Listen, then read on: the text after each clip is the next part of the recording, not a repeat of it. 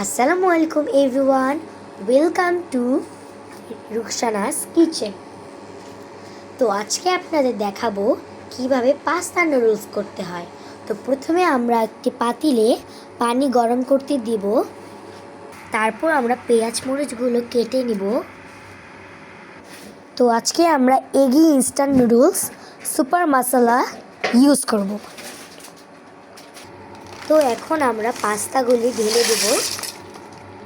কুসুম কুসুম গরম পানিতে আমরা পাস্তাগুলি ঢেলে দেব এবং ভালোভাবে সিদ্ধ করে নেব।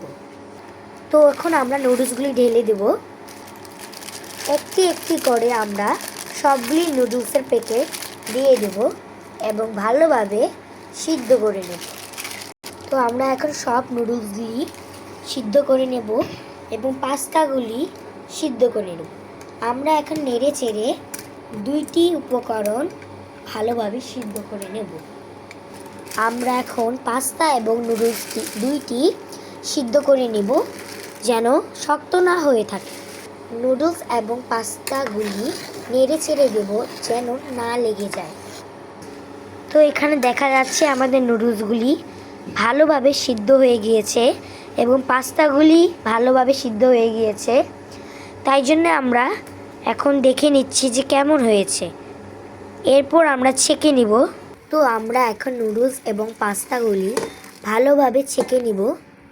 আমরা ভালোভাবে ছেঁকে নিব নুডলস এবং পাস্তাগুলি যেন পানি না থাকে।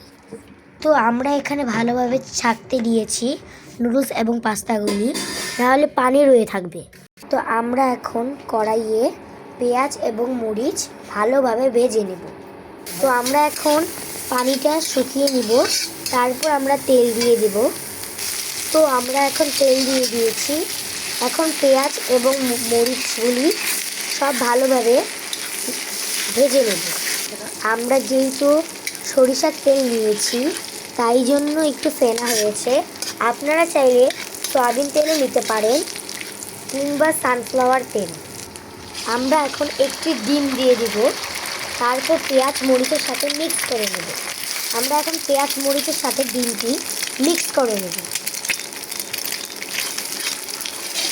ভালোভাবে মিক্স করে নেব যেন আবার লেগে না যায় ডিমগুলি। আমরা এখন নুডলসগুলি দিয়ে দিব। এখন ভালো করে নুডলসের সাথে ডিমটা মিক্স করে নেব। এখন আমরা স্বাদ মতো লবণ দিব। এখন নুডলসে থাকা মশলাগুলি আমরা প্রত্যেকটা পিস দিয়ে দেব।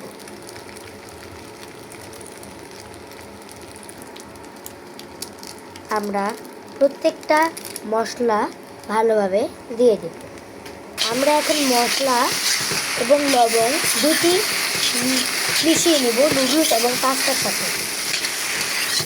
ভালোভাবে মিশিয়ে নেব আমরা মশলাগুলি।